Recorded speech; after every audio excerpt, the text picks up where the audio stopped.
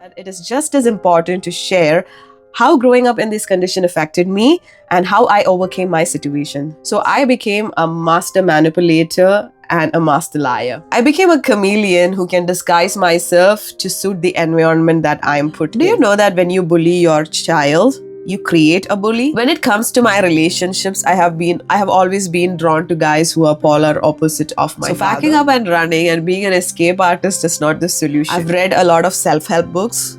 I have physically and verbally abused people when I lost my temper. I have severe anger management. Sometimes having empathy for others' suffering helps us because we are sharing grief with others.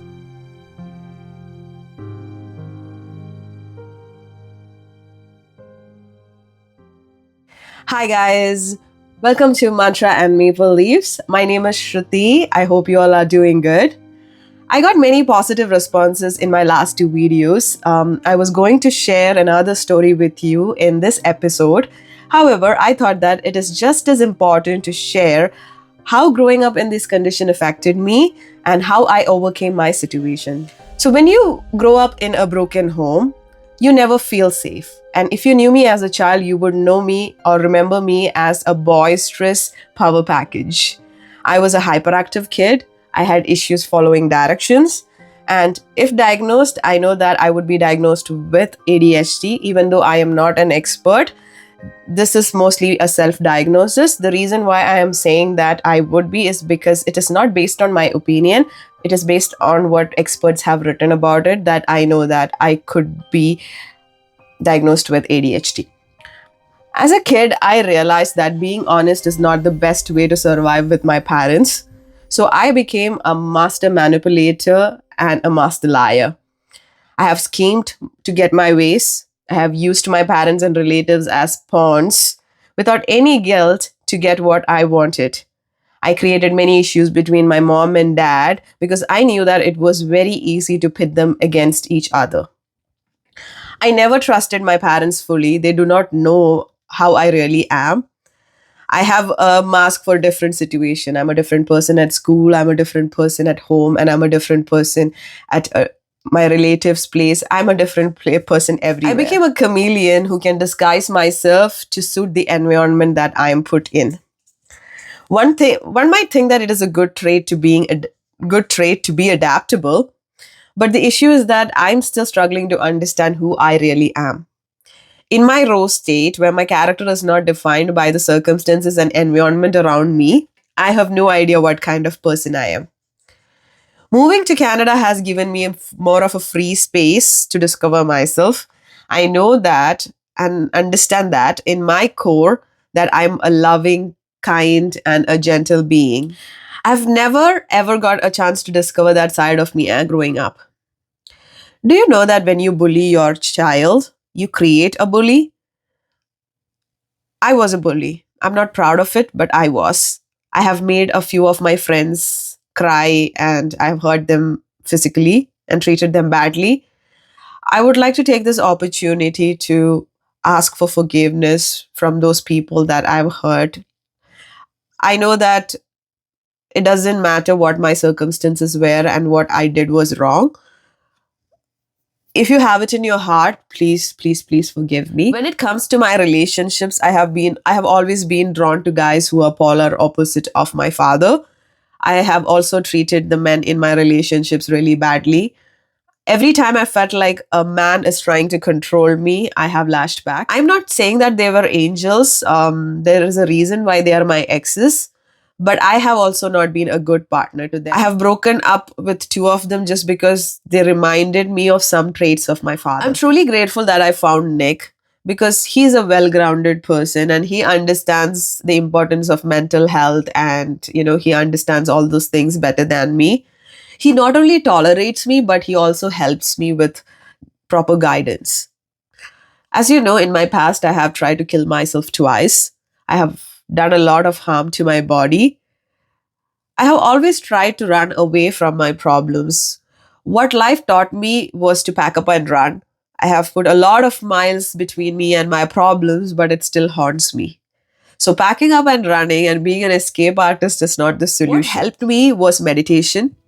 It helped me to look deep into myself and see myself for who I am. I've read a lot of self-help books. The books, a few of the books that have helped me to heal are Bhagavad Gita, and there is a book called Thinking is the Root Cause of All Sufferings. There is a book called A Subtle Way of Not Giving an F, and there is a book called Ikigai, which is about finding your life purpose or goal, which they call as Ikigai. It's a Japanese book. I've done summaries about these books in my YouTube channel if you would like to check it out. And the last book is How to Deal with an Explosive Child. I read the last book to help Aryan, my son, with some of his behavior issues, but it has helped me calm myself when I am angry.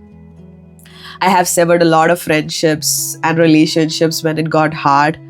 My escape artist mindset had made me run instead of standing up and fighting for myself. I've lost a lot of good friends that way. I have physically and verbally abused people when I lost my temper. I have severe anger management issues. I see a lot of my father and my mother in me when I'm in that stage. Just like them, I play the victim. I don't own up to my fault and I lash out. I went to therapy after Ari was born. I went to a psychologist regarding my anger management issues. Now I think I have a lot of control over my temper. As I said, it is important to find and change our ways so that we don't pass our traumas to our children. The reason I stopped self-harm is because whenever I feel like harming myself, I think about my son.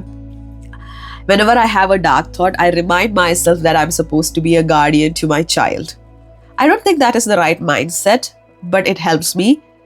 What I need to work and I'm working on is to love myself enough so that when I have those dark thoughts, I stop myself because I don't want to harm myself. All through this, the most important thing that helped me heal from my trauma is having empathy for others.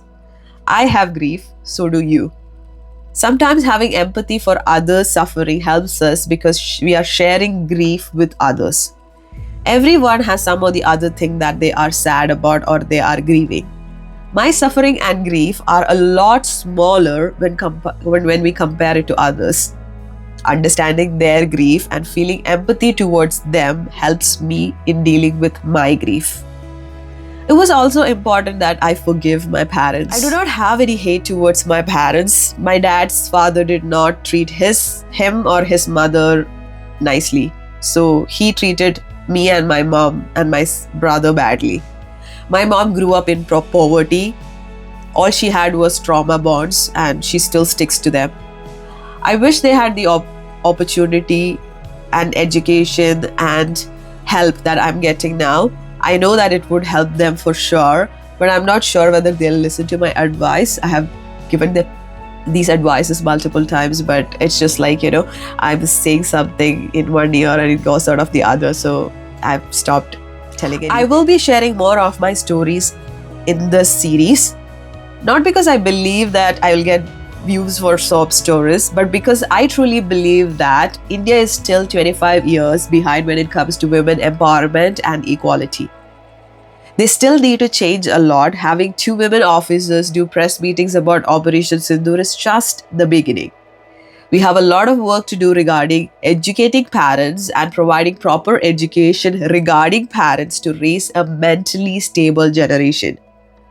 Because of social media, a lot of children have anxiety issues and mental health problems such as depression. Let's not pile childhood traumas on top of that.